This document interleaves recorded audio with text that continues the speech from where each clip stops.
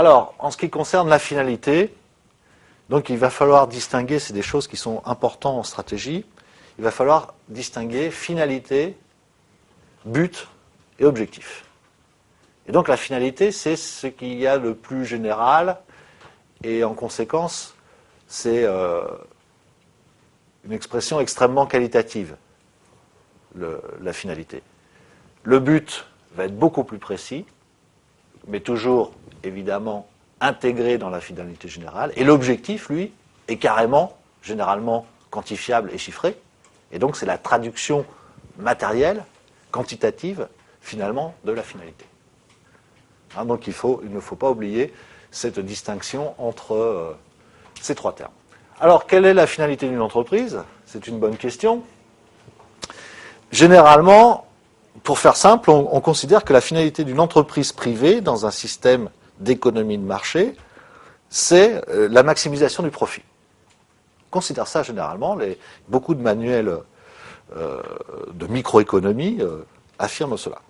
Mais en fait, la première finalité d'un organisme vivant, et on peut considérer qu'une entreprise, une firme est un organisme vivant, puisque c'est un ensemble de gens qui interagissent, fondamentalement, donc c'est apparenté au vivant. On peut considérer que la première finalité de tout organisme vivant, c'est d'abord de se maintenir en vie. Et en termes d'entreprise, se maintenir en vie, ça a un nom très particulier, ça s'appelle la pérennité. Donc, toute organisation productive a pour objectif de se maintenir, c'est-à-dire de se pérenniser dans le temps. Évidemment, une fois que l'on a dit ça, dans le contexte, encore une fois, d'une économie de marché et de firmes ou d'entreprises capitalistes, eh bien, il faut que ces entreprises, elles génèrent un certain niveau de profit pour pouvoir subsister. On est tout à fait d'accord que si une entreprise qui ne réaliserait jamais de bénéfices, évidemment, ne pourrait pas se pérenniser. Mais c'est un objectif second. Ce qui veut dire qu'effectivement, la pérennité de l'entreprise, elle peut supposer aussi, outre un certain niveau de profit, elle peut supposer d'autres objectifs complémentaires à l'objectif de profit ou de rentabilité. Donc voilà la finalité essentielle de l'entreprise. Cette finalité va se décliner en but plus précis, assorti d'objectifs mesurables. Donc, qu'est-ce qu'il faut pour être pérenne quand on a une entreprise? Je vous renvoie à la question. Quand on est une entreprise privée et qu'on doit tirer un revenu de la vente de ses produits ou de ses services sur un marché, bien évidemment, pour arriver à vendre des produits, il faut avoir une clientèle.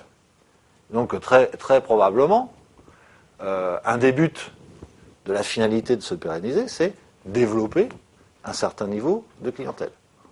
Accumuler un certain nombre de parts de marché. On pourrait dire ça aussi. Et puis derrière, des objectifs. Ça veut dire quoi? Un certain nombre de clients. Je veux 10% du marché solvable. Par rapport à ma taille d'entreprise, c'est ce qui va me permettre de survivre et de me développer. Hein, donc voilà comment s'articule, si vous voulez, assez précisément, cette idée de finalité, de but et d'objectif. Alors, on considère aujourd'hui, et c'est une réflexion qui est relativement récente, et qui, à mon avis, devrait, dans les prochaines années et les prochaines décennies, se développer encore plus, on considère que, de moins en moins, que l'entreprise ne doit avoir qu'une finalité économique. Ça, c'est quelque chose d'extrêmement important. Ça ne veut pas dire qu'elle ne doit plus en avoir. Évidemment, l'entreprise privée n'a de légitimité que par rapport à sa capacité, encore une fois, à générer du profit.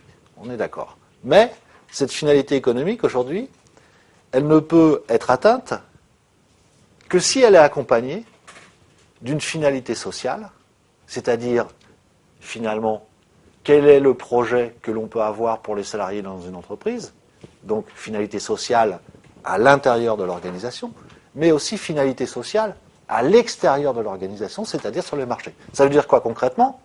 Est-ce que ce que je fais est utile pour la société? Je crois que cette question est essentielle aujourd'hui pour le devenir des entreprises. Elle est essentielle aujourd'hui, elle sera capitale et rédhibitoire demain. Donc, finalité sociale et finalité environnementale. Alors ça, c'est évidemment le nouveau thème de réflexion des entreprises. Il est évident que ce que l'on sait sur des phénomènes comme le réchauffement climatique, sur le non-renouvellement d'un certain nombre de ressources, sur l'accumulation des pollutions, etc., il est évident que les entreprises sont partie prenante de ces phénomènes. Je n'ai pas dit la cause, c'est plus complexe que ça, elles sont partie prenante, et que donc une partie des solutions sera à trouver dans les entreprises. Donc ça, c'est le nouveau terrain, si vous voulez, de réflexion, d'action des entreprises des prochaines années.